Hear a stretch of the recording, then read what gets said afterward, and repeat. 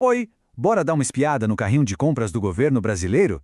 E olha, não é de clipe e caneta que a gente está falando não, hein? A gente está falando de um poder de compra que pode literalmente redesenhar cidades e até indústrias inteiras. Um poder que, por um lado, pode ser a solução para problemas gigantescos, ou, por outro, a fonte de um desperdício absurdo de dinheiro. Bora entender como isso funciona. E a resposta para essa pergunta, pode apostar, não é nenhuma gigante da tecnologia ou do varejo. É o poder público. Se a gente somar tudo que municípios, estados e o governo federal compram, ninguém chega nem perto. O governo é, de longe, o maior cliente do Brasil. Compra de tudo, viu? De avião a clipes de papel, de obras de infraestrutura a softwares de ponta. Só que, com tanto poder assim, veio uma responsabilidade gigantesca. E é aí que o bicho pega. E como pega? Essa frase aí do Tribunal de Contas da União sobre a COP30, a Conferência do Clima da ONU, já acende um baita alerta vermelho. Pensa comigo. Sobrepreços de 1000%. Repetindo, 1000%. É um negócio tão absurdo que parece até erro de digitação, né? Mas não é. É um sinal claro de que a forma como o governo vai às compras precisa ser investigada bem de perto. Então, para começar, vamos mergulhar de cabeça no tamanho desse comprador e entender como esse poder todo pode ser uma faca de dois gumes, ou vira um motor para a economia, ou se transforma numa baita dor de cabeça. O caso da COP30 é emblemático. Quer dizer, um evento importantíssimo para o planeta todo acabou virando um exemplo de como as coisas podem dar muito, mas muito errado. O TCU foi investigar os contratos e o que encontrou?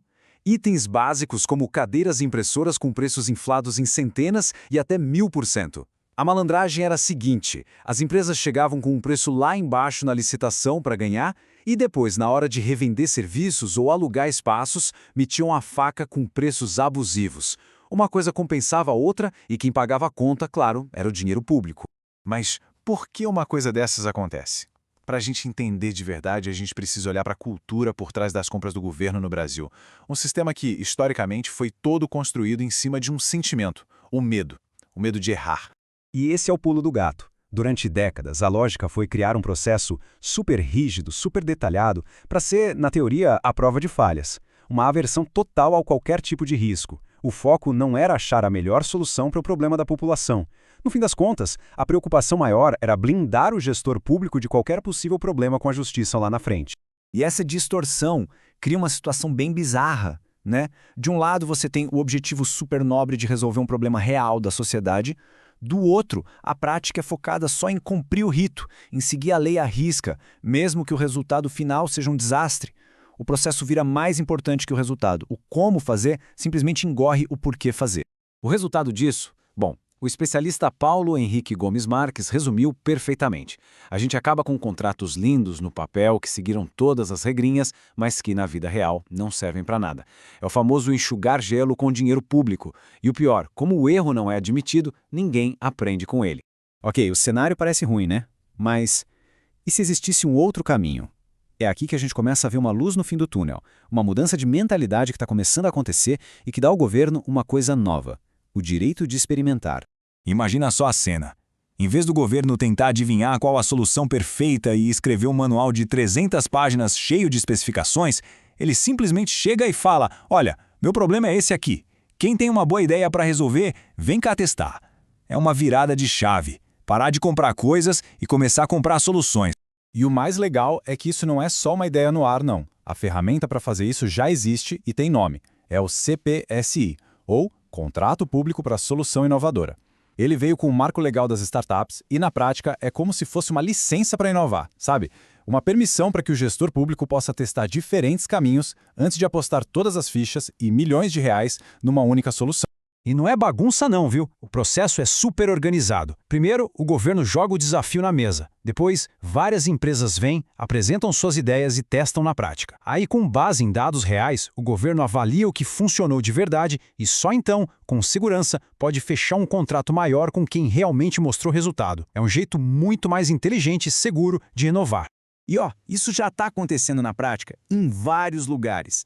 O próprio TCU está usando drones e satélites para fiscalizar obras de asfalto pelo Brasil. A Prefeitura de Recife está buscando um jeito de acabar com aquele problema crônico do asfalto que vive esburacado. A Petrobras usa o modelo para dezenas de desafios. E São Paulo está usando um primo do CPSI, o diálogo competitivo, para construir projetos gigantes de infraestrutura conversando antes com o mercado. Beleza, já falamos de inovar. Agora, vamos virar a chave para outro ângulo muito poderoso. E se a própria compra do governo, o ato de passar o cartão, pudesse ser um motor para o desenvolvimento local? Dá uma olhada nesse número. 15 bilhões de reais. Essa é a grana que a Prefeitura de São Paulo estima gastar em compras lá para 2026. É tanto dinheiro que é até difícil de imaginar. E o potencial de transformação disso, se for bem usado, é simplesmente brutal. A ideia aqui é bem simples, mas poderosa. Em vez do dinheiro das prefeituras ir sempre para grandes empresas de fora, por que não criar jeitos de fazer essa grana ficar na própria cidade? Pensa assim. Quando a prefeitura compra da papelaria do bairro, da empresa de limpeza local, esse dinheiro não vai embora.